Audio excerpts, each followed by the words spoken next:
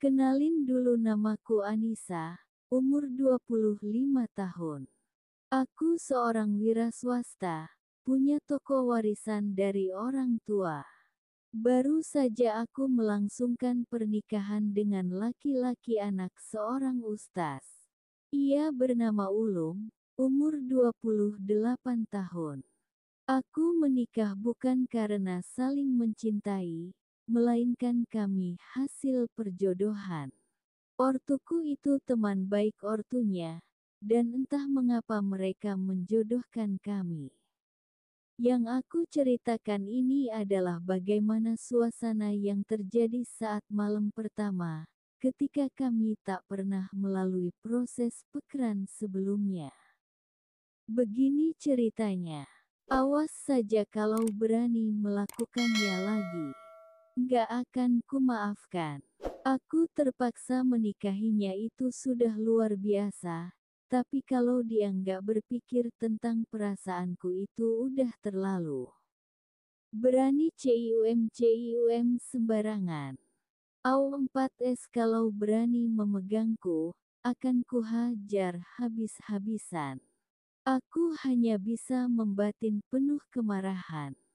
Hatiku bergejolak. Kejengkelanku semakin memenuhi setiap sudut ruangan di dalam dada. Aku merasa ternoda. Namun, aku tak bisa berbuat apa-apa. Hanya berusaha untuk tidur melupakan rasa sebal yang bertahta di lubuk hati. Dengan perlahan, aku membuka mata. Tanpa kusadari, aku telah memiluk bantal guling yang aku gunakan sebagai pembatas. Aku terkesiap melihat wajah yang begitu tampan masih tertidur lelap tepat di depan wajahku.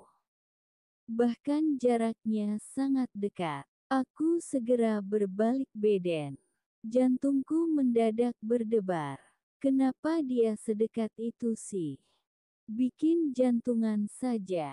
Nih kan, jantungku jadi berdepser nggak karuan begini.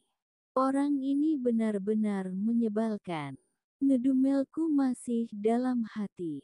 Pagi-pagi aku sudah menggerutu sendiri. Mikir bagaimana hariku selanjutnya. Pasti tidak akan menyenangkan. Hidup berdampingan dengan orang yang tak kucintai, pasti hanya bikin hati tersiksa. Saat akan bangkit, tiba-tiba ada tangan yang merjangkul pinggangku. Seketika, aku menyingkirkannya dengan sangat sar. Aku langsung duduk. Ulum pun kaget dan terbangun karena tangannya telah kubuang tanpa perasaan. Gimana lagi kalau hati gak bisa nerima? Jadi begitu kan ekspresiku yang terjadi. Apa-apaan sih? Pagi-pagi sudah bikin orang kesel. Pegang-pegang sembarangan. Pokok aku nggak mau disentuh. Di dalam hatiku sama sekali nggak ada rasa cinta untukmu. Nyebelin banget sih. Sudah dibilangi kan, jangan melewati pembatas yang sudah dibuat. Begitu yang terjadi, hingga ibarat kedua tanduk di kepala pun muncul. Ulum selalu berulah dan membuatku marah, meski masih sepagi ini. Maaf sayang, aku nggak tahu kalau sudah mensentuhmu. Lagi pula, gulingnya sudah nggak ada di tengah kan. Maaf kalau aku malah memilukmu, begitu kata Ulum makin bikin hatiku gusar. Mataku terbuka lebar menyadari guling itu sudah berpindah tempat.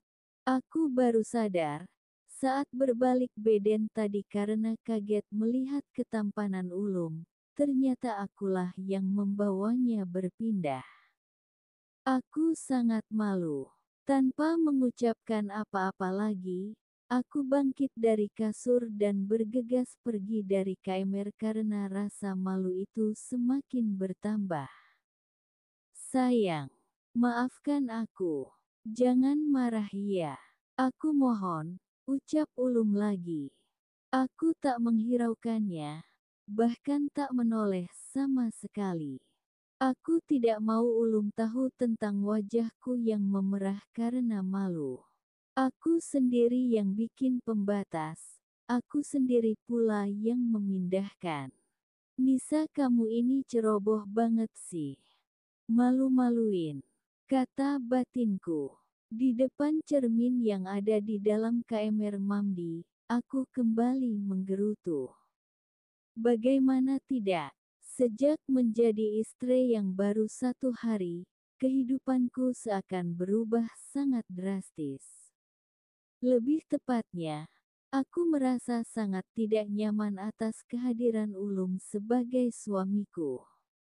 Apalagi wajahnya yang tampan meski baru bangun tidur, membuat jantungku berdebar dan melakukan kecerobohan. Benar-benar meresahkan. Aku menghela napas dan memantapkan hati agar bisa melalui hari-hari yang tak lagi sama dengan kemarin. Sekarang aku istri orang, tetapi sejak awal aku tak mencintainya. Namun, entah mengapa, setelah bangun tidur dan melihat ketampanan Ulum di depan mata dengan jarak yang sangat dekat, jantungku malah berdebar. Ya, aku hanya kaget. Tak mungkin jatuh hati. Ayah, ibu, hari ini kami akan pindah. Aku sudah cari rumah dekat tokonya Nisa. Aku sudah urus semuanya. Jadi, bisa langsung ditinggali. Kami tinggal di sana biar Nisa gampang memantau perkembangan tokonya. Begitu ucap Ulum kepada kedua ortuku. Kami baru selesai sarapan. Tanpa kuduga, Ulum dengan lantang ingin keluar dari lingkungan keluarganya. Padahal sebagai anak ustadz, kebanyakan akan tetap tinggal di lingkungannya. Tapi Ulum justru berbeda. Ia mengajakku hidup berdua saja. Ulum, kalian baru 1 hari menikah, kenapa mau buru-buru pindah? Kamu juga harus bantu ayah mengajarkan. Tanya ibu mertua penuh penekanan. Ibu, biarkan Ulum mengambil keputusannya sendiri. Ulum sudah dewasa dan sekarang sudah menjadi kepala keluarga. Dia tahu kewajibannya dan tahu tugasnya. Tentang mengajar, nanti bisa diatur jadwalnya. Jawab Ulum dengan begitu meyakinkan. Ayah mertua begitu bijak. Ia tak melarang keputusan anaknya dan menyerahkan segalanya tanpa paksaan. Kok gitu sih Mas? Padahal Nia senang ada teman baru di rumah ini. Kenapa malah dibawa pergi? Protes Zania dengan bibirnya yang manyun. Has, Nia. Ayah tadi baru menasihati ibu, kenapa malah sekarang Nia yang protes? Ujar ayah mertua. Tapi ya, masa Nia nggak boleh punya teman baru sih? Kamu kan masih sibuk kuliah. Di rumah kalau lagi libur saja kan. Sama saja mbakmu sendirian di sini, timpal ayah mertua lagi. Iya deh. Padahal ibu juga senang kalau ada Mbak Nida di sini. Iya kan Bu? Nia masih mencari pembelaan. Iya, ibu juga berharap mereka akan sedikit lebih lama tinggal di sini. Tapi kalau masmu sudah mengambil keputusan seperti itu dan ayah mengizinkannya, ibu nggak bisa berbuat apa-apa, jawab ibu mertua, pasrah. Kami pasti akan sering main kalau Nisa nggak sibuk. Kalau aku sih, akan sering ke sini karena harus mengajar. Hanya mengatur waktu yang pas untuk Nia. Iya kan Dek? Aku membelalakkan mata mendengar panggilan itu kembali terucap dari lisan Ulum. Sangat menggelikan gitu loh. Apalagi Ulum mengucapkannya di depan keluarganya. Ingin sekali kutampol mulutnya. Hatiku yang sudah bergejolak sejak pagi, ditambah Ilum mengajakku hidup berdua, ditambah lagi dengan panggilan yang membuat bulu kudukku berdiri. Rasa sebal itu bertumpuk berlipat ganda. Namun, aku harus tetap ramah di depan keluarganya yang memang baik dan penuh sopan santun. Iya, jawabku sangat singkat dengan senyuman yang terpaksa. Iya, ayah izinkan. Kalian sudah berumah tangga, sudah sewajarnya mengelola hidup kalian secara mandiri.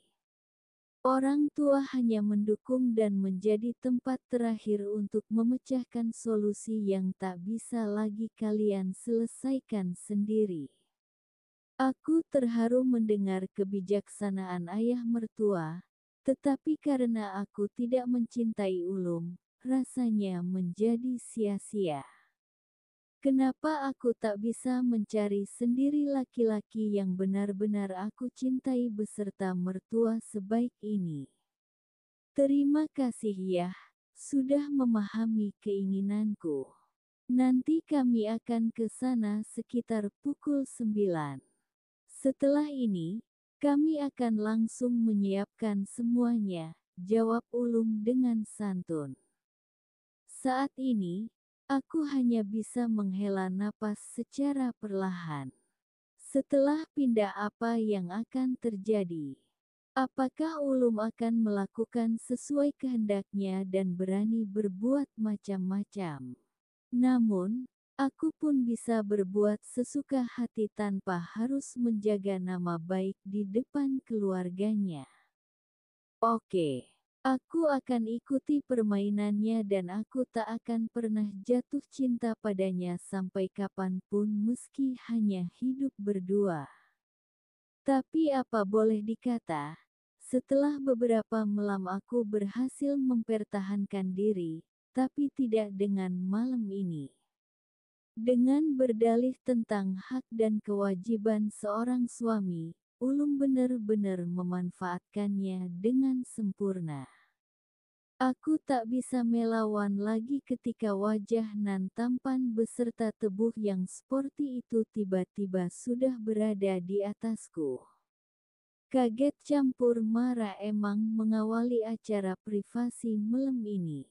Tapi Ulum bisa dengan mudah menjinakkan sikap kerasku. Dan 3 menit setelah itu, aku sudah lupa dengan semua kebencianku. Pelan tapi pasti, aku mulai mengikuti irama rancak yang dibawakan Ulum. Aku benar-benar telah hanyut, dan hanya diam merezapi, saat Ulum telah berhasil membawa misinya. Ia berhasil memecahkan rekor malam ini. Dari hal yang tak kusukai, diam-diam kini aku telah mengikuti. Kesan indah dan kenikmatan yang aku rasakan tanpa batas, akhirnya mampu mengubah sikapku, dari menolak menjadi memburu, dari ogah-ogahan jadi pingin diulang, dari sok-sokan jadi pasrah dalam kemanjan. Kini malah aku yang terkesan berbalik. Bukan hanya tak mau ditinggalkannya, tapi juga tak mau jauh-jauh dari dirinya. Jadi, apalagi yang aku ragukan? Tertanyal, dijodohkan itu tidak identik dengan dipaksakan. Semoga akan langgeng sampai ajal memisahkan kita.